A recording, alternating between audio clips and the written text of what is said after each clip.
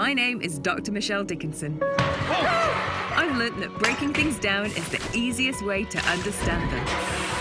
So join me.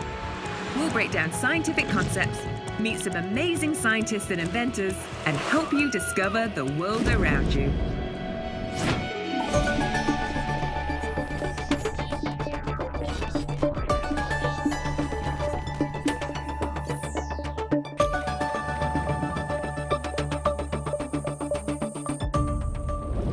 Hi, I'm Dr Michelle Dickinson. Today we're going to be talking about and listening to sound. When we think about sound, we might think about our favourite music, or really loud sounds or noises, or maybe peaceful sounds like birdsong or the ocean. But have you ever really stopped to think about how sound works?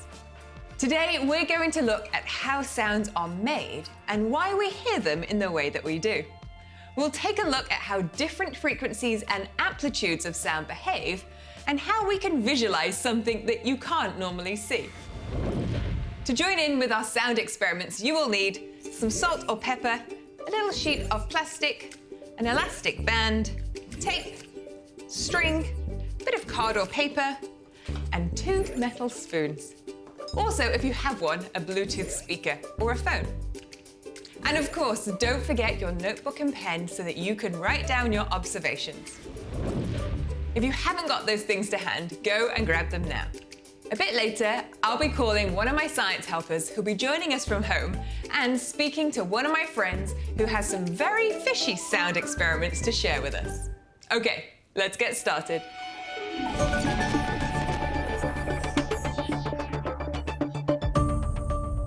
Let's look closer at what we mean by sound. Scientifically speaking, sound is a form of energy that's generated through vibrations. To make sound, something has to be moving backwards and forwards or wobbling, whether that be a car alarm, a bell ringing, or even our own voice box. Some part of it must be vibrating for it to make the sound. An easy way to demonstrate that is to put your fingers over your throat and make a noise. You should be able to feel the vibrations of your vocal cords on your fingertips. So easy. That's part 1. Something needs to vibrate for there to be sound. Part 2 is that it has to reach our ears. To do this, molecules need to carry and transfer this vibration from the source to our ears.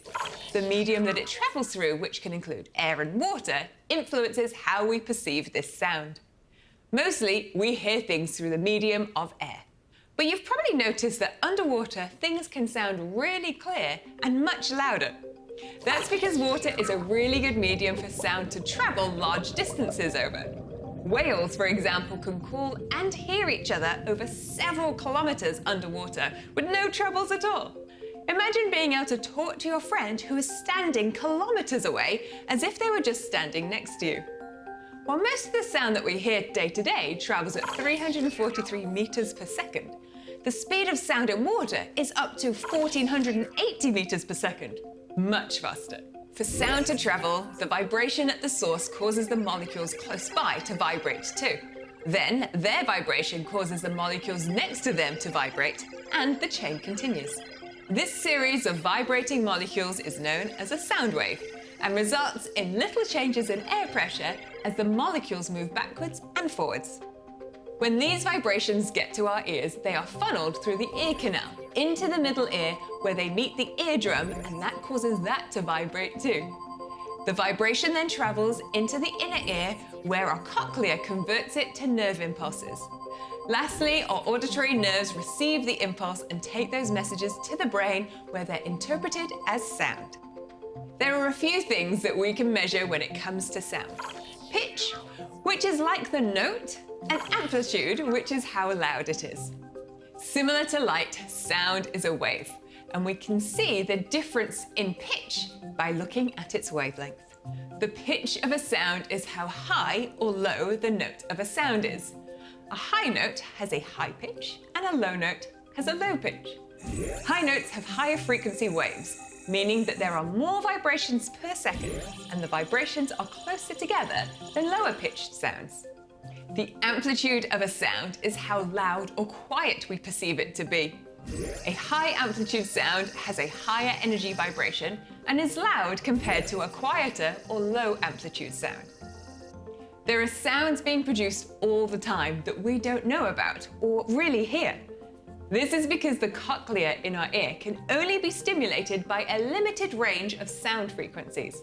As humans, we can only hear certain frequencies of sound, and as we get older, this range becomes even more limited, meaning we hear less than we did when we were children. The range of normal hearing can go from 20 Hz to 20,000 Hz. Sound waves above 20,000 Hz are classed as ultrasound, and while we can't hear up in this range, other animals like dogs can. That's how dog whistles work. Silent to us, but very loud for dogs. And while we can't hear ultrasound, it has some amazing uses. For example, we can use it to see things. You may have seen an ultrasound scan of a growing baby. They can also be powerful enough to break things apart inside our body, like kidney stones. We know that sound is a vibration, and we can use ultrasound to vibrate the stones into smaller pieces so that our body can pass them through more easily without the need for an operation. Sound waves below 20 Hz are classed as infrasound, and again, while silent to us humans, are heard and used by many animal species, including elephants, who can communicate over long distances with this very low rumble. Something you can do at home is go online and find a frequency sweep sound generator. This tool will test your hearing range, and you might be surprised at how much more you can hear in the high frequency range compared to your parents or your grandparents. Right, now that we understand that sound is made through vibrations and that we're able to hear it through sound waves, it's time for a couple of experiments. Let's check in with my science helper to see if they're ready to go.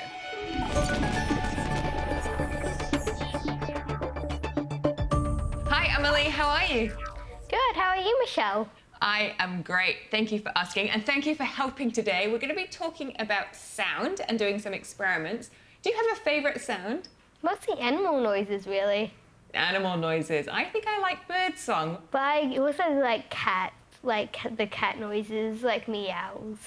So have you ever noticed that when you have a cat and it's purring, that it feels like it's vibrating? Yeah, like very softly. So we're going to talk about vibrations and sound today. So cats and kittens are a great example of that. Well, we're going to get started with probably one of my favorite experiments. It's very simple. And what I'm going to need you to do is get your 2 spoons and take one of your pieces of string and tie it around the neck of the spoon. Okay. And try and tie it in a double knot if you can. And there you go. I have my little... Perfect. Okay, here's what I want you to do. I want you to wrap your finger around the string, about around the middle, so it hangs like this. So like this? Oh. Just like that. Now take your other spoon in your other hand, and I want you to tap the 2 spoons together and listen to the sound. So keep it hanging in the air and tap. Oh, sounds like a wind charm. It's a lovely crisp sound, yeah? Yeah. So we know that sound is a vibration, and sound travels through the air from the spoon to our ears so we can hear that sound. I'm going to show you what happens when sound travels through a solid instead of through the air. So keep your finger with the string on it. I want you to put it in your ear. And now I want you to make sure that the spoon isn't touching anything, and then tap it again. Oh. Does it sound different? Yeah. That's more of a high-pitched sound. Yeah, and what's it like when it's in your ear? It's still kind of the same sound, but a lot deeper. Like, kind of more of a big bell, or like something big. Very true. Some people say it maybe sounds like a church bell or a gong. And so that is the difference between when we hear sound that has traveled through the air as a vibration versus the vibration going up the string. And you'll see that the same action creates what seems like a very different sound, because sound travels much better and more efficiently through the string than it does through the air, where it loses energy. So now we know that sound is a vibration and it travels through different things differently. We're going to make something that shows us how sound is a vibration. And so you should have a Bluetooth speaker in front of you. Yeah. It's quite small, but still speaker. Okay, put that on the table and then take your piece of card and you're going to wrap it around and then tape it closed so you have a tube shape that covers your Bluetooth speaker. Yep, that's good. Okay, next, you should have a little sheet of plastic. I've just cut this from an old rubbish or bin bag, but you can also use baking paper if you don't have any. We're going to make a lid, so you're going to put it over the top and then hold it down with your elastic band. There you go. And then pull the tabs down so that it's nice and flat and tight on the top. Next, you should have some salt or pepper. Put that onto the top of your plastic. There you go. Okay, is your salt or pepper doing anything, or is it just sitting still? Just sitting. I want you to watch your salt or pepper and tell me what happens to it. We're going to put the music on. Ready? Okay. Go. Oh, it's like bouncing.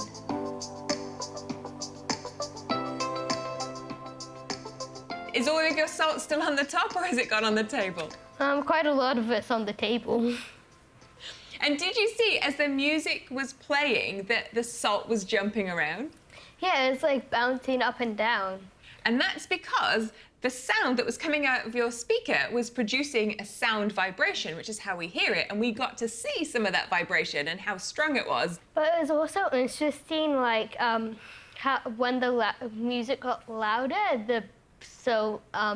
or pepper jumped more high. And that's because the louder things are, the bigger the vibration, so the more energy there was. And if we give the salt more energy, it's going to jump higher. Well, Amilie, thank you so much for helping me with these experiments today. Thank you for teaching me. Bye, Amilie. Bye.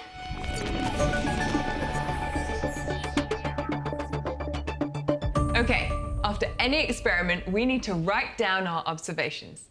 These help us to understand our results and make interesting predictions for our next experiments. So, observations. What did we find? We found that when the spoons were tapped together and we heard the sound through the air, it made a short ting sound. Whereas when we heard it through the string, it made a bong, deep gong sound. This shows that sound travels differently through different media, like air or solids, and that can change how we perceive the same vibration as a different sound. We also saw that we can see the vibration that sound makes by using it to make small particles like salt or pepper jump on a thin sheet of plastic. The higher the volume or amplitude of the sound, the more energy there was, which meant the pepper particle jumped even higher. Now, let's look at our observations and reflect on them. By asking questions about why something happened, or how we might make it happen again, we're really starting to understand the science behind it. For example, we know what happened with our experiments, but would it happen again if we changed a variable? Do you think we would hear the same sound through the string if we used wooden spoons instead of metal ones? What about if we covered our speaker with a block of wood instead of thin plastic? Do you think you would still see the pepper jumping? Okay, now it's time to call today's guest. He's a great friend of mine and spends a lot of time listening to sounds recorded underwater. Dr. Craig Radford is a marine scientist at the University of Auckland. He studies how sea creatures communicate and navigate using sound, and the impacts that man-made noises might be having on them.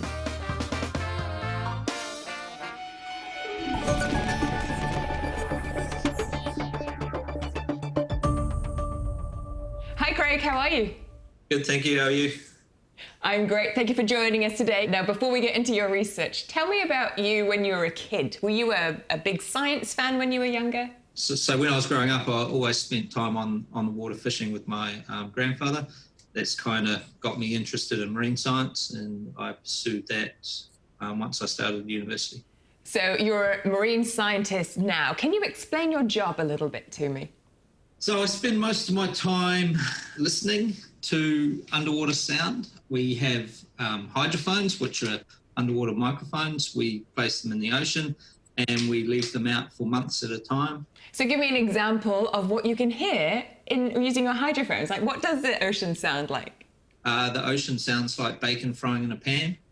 And that's mainly because the dominant sound producing animal that we have in our temperate waters around New Zealand is the snapping shrimp. These are little shrimp. They have a big claw and they snap that claw together. But there's lots of other animals that produce sound. Well-known marine mammals, the dolphins and the whales, lots of different fish. And what we're finding out now is more and more invertebrates like crabs and lobsters are actively producing sound as well. So, I mean, I've been close to a fish tank before. I haven't heard the fish, I don't think, making sounds. What sort of sounds do fish make? We typically call these sounds based after what they sound like. So a pop, a chirp, and some of them are really uncharacteristic of what you may think they produce. And are these fish talking to each other? Like, why are they making these sounds? They're used for a range of purposes, mainly to elicit some type of behavioural response in a receiver. You could imagine a school of fish all producing sound, and that becomes really important at night when they can't see each other. Whales and dolphins talking to each other. Dolphins use it for hunting prey. And now we know that sound is really important for these animals. The question then becomes, how are we disrupting these behaviours with human-induced sounds in the ocean? We've doubled the noise that we put into the ocean. Fish are talking to each other. As boats and ships produce sound and come past, in order for these animals to hear each other, they either have to talk louder or come closer together. So in order for us to understand what these potential effects are, we need to know in more detail how animals are using sound. It sounds like your lab might include a boat. Yeah, we have boats. We have lots of hydrophones. What do you enjoy most about your job?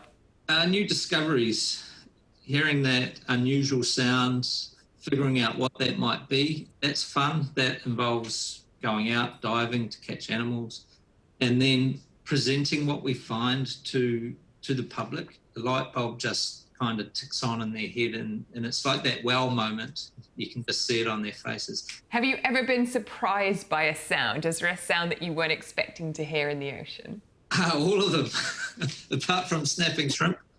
Hey, Craig, thank you. That's been so interesting. Thanks for your help today, and we'll see you next time. Thank you very much. It's been fun.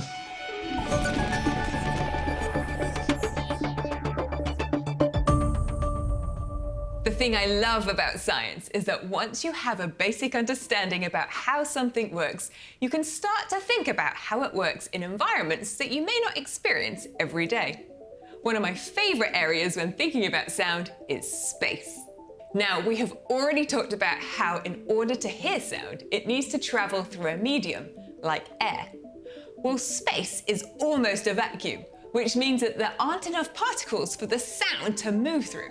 With no air to pass through in space, it's eerily quiet. Now, this knowledge may spoil your next experience of watching a science fiction movie filled with noisy, exploding spacecraft in it.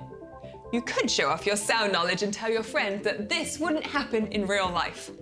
However, they probably wouldn't be as fun to watch without all of the noise. And in real life, it's a good thing that we can't hear what's going on up in space. Otherwise, the constant explosions that happen on the sun's surface every day could be deafening to us back here on Earth. While we're down here, it might be worth noting that our planet makes sounds of its own too. For example, every time the Earth's crust shifts, it makes a deep, groaning, low-frequency sound. In times of large earthquakes, these sounds can be loud enough to carry all the way up through the atmosphere to the edge of space. Hopefully now you have an understanding of sound and how everything we hear is caused by vibrations. The next time you are swimming, just roll your ear under the water and have a listen. You might notice how loud it is under there. Sound can relax us or keep us safe from danger. Sound can help us to communicate and share our ideas and express ourselves. And it's amazing to think that we only hear a fraction of the sounds around us. Imagine how noisy it would be if you could hear everything. Also, take a moment to think about your world if you couldn't hear any sounds at all. How do you think you might adapt? Make sure you keep questioning your world around you and keep an ear out for how sound, or lack of it, could affect you every day. Teachers and parents, don't forget to visit nanogirlslab.com, where we have downloadable content to help you continue on your science journey with sound. Thanks for watching. Okay, so which waves are faster? Sound waves or light waves? Other than for hearing things, what else could we use sound waves for? How are echoes created? What is the